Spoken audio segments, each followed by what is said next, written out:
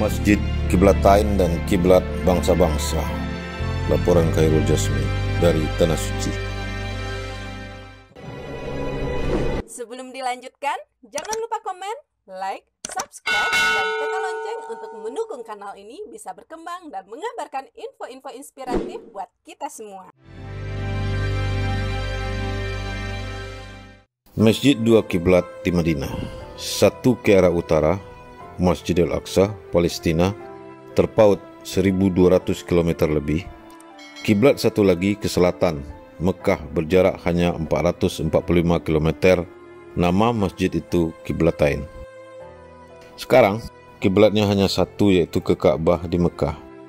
Sampai pada 2 Hijrah, Nabi menghadap salat ke Masjid Al-Aqsa. Setelah itu berputar 180 derajat, persis saat Nabi sedang salat di sana. Pergantian arah salat itu termaktub dalam Al-Quran. Karena perintah berganti kiblat itu datang saat Nabi sedang salat di masjid itu, maka kemudian namanya diganti dari Masjidil Bani Salamah menjadi Kiblatain. Saya pernah mendengar kisah selesai salat, imam di Indonesia akan duduk serong ke kanan. Itu maksudnya untuk mengenang bahwa kita pernah berkiblat ke arah Masjid Suci di Palestina. Saya belum mendapat penjelasan soal itu. Saat ziarah di Madinah, saya datang ke masjid kecil yang jadi prasasti bagi salah satu hal paling penting dalam ritual keagamaan itu, kiblat. Dari masjid inilah Nabi memulai pasal baru dalam salat yang kita ikuti sampai detik ini. Masjid yang terletak di jalan menuju Universitas Madinah itu. Saya masuk ke dalam, langsung disergap potongan sejarah hebat. Sejumlah orang sedang salat dengan kusuknya. Pada awalnya, kisah masjid ini bermula pada sepotong hari yang sedih. Nabi Muhammad SAW beserta beberapa orang sahabat datang ke Salamah untuk menenangkan Ummu Bishr binti Al-Bara yang ditinggal mati keluarganya. Ketika itu Rajab tahun kedua Hijrah. Rasulullah salat zuhur di Masjid Bani Salamah. Saat salat itulah turun perintah mengganti arah kiblat. 2 rakaat pertama salat zuhur masih menghadap ke Baitul Maqdis. Tiba-tiba Jibril menyampaikan wahyu pemindahan arah kiblat. Maka Masjid Al-Aqsa di Palestina sana merelakan dirinya untuk ditinggal. Dan kini Masjidil Haram menjadi arah kiblat karena di sana ada Ka'bah. Teraju 3 masjid, Aqsa, Haram, dan Nabawi telah mengunci satu bab penting dalam sejarah Islam. Sedang Kiblatain adalah satu masjid kecil, namun memegang satu tikungan tajam dalam awal-awal perkembangan Islam di dunia. Lalu sayap Islam mengepak sampai ke Jazirah Bulan Sabit, melampaui, melintasi Laut Tengah, bahkan sampai melintas 2 samudera. Islam tertancap di Indonesia, salah satunya di kota amat tua, Barus, yang dalam Al-Quran ada kata-kata kafur, bisa jadi maksudnya adalah kapur. Saya datang dari jauh, kita menyaksikan benar situs masjid tua itu. Sekali lagi, saya seolah mengulang mendengar kisah sebelum tidur di kampung saat kanak-kanak dulu. Dulu awak maduk sembahyang ke Baitul Maqdis, kata kakek saya di surau berbilang tahun jauh ke belakang. Karena itu terkala tiba di masjid tersebut, saya seperti menemukan halaman buku tua yang ada di rak. Apapun itu, berfoto jangan lupa. Maka berfotolah saya di sana.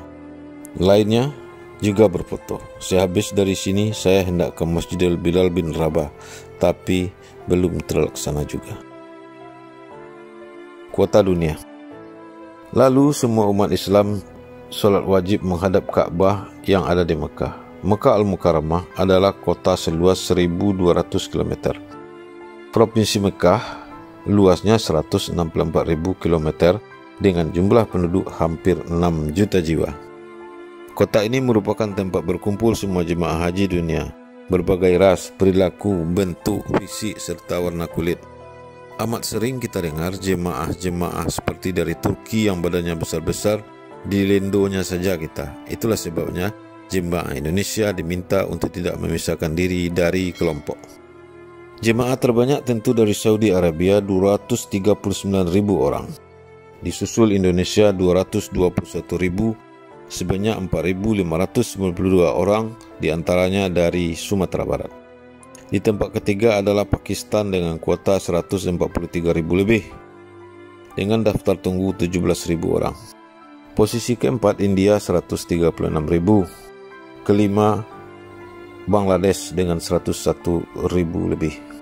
Kota berikut pindah ke benua hitam, Nigeria dengan 76.000, tapi peminatnya hanya 50.000. Lalu keenam Mesir dengan 63.000, disusul Turki di Eropa yang berbau Asia 60.000, Aljazair 40.000, serta Maroko 32.000. Akan halnya Indonesia mendapat kuota tambahan 10.000 sehingga menjadi 221.000.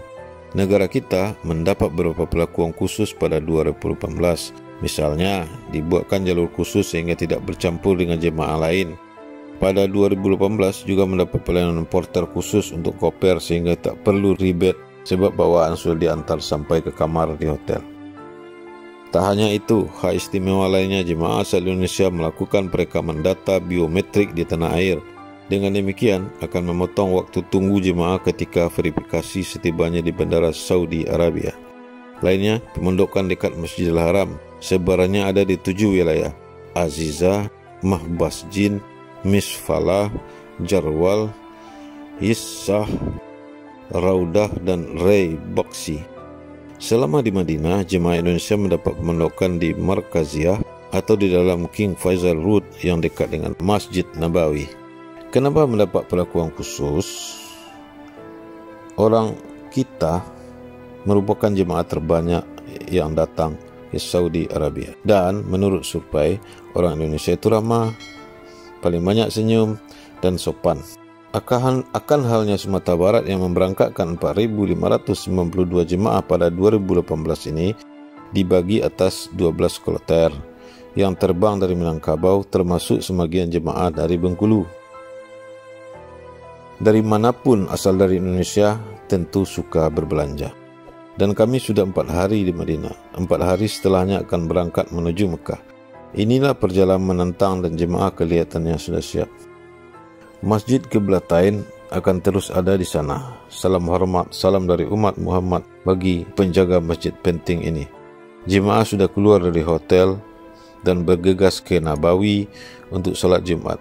Ini Jumat pertama kami di Madinah.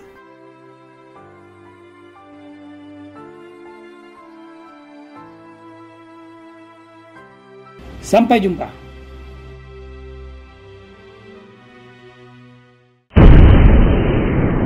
Sampai di sini dulu jumpa kita kali ini, dan tetap dukung channel ini sehingga kami bisa memberikan informasi-informasi yang inspiratif untuk kita semua.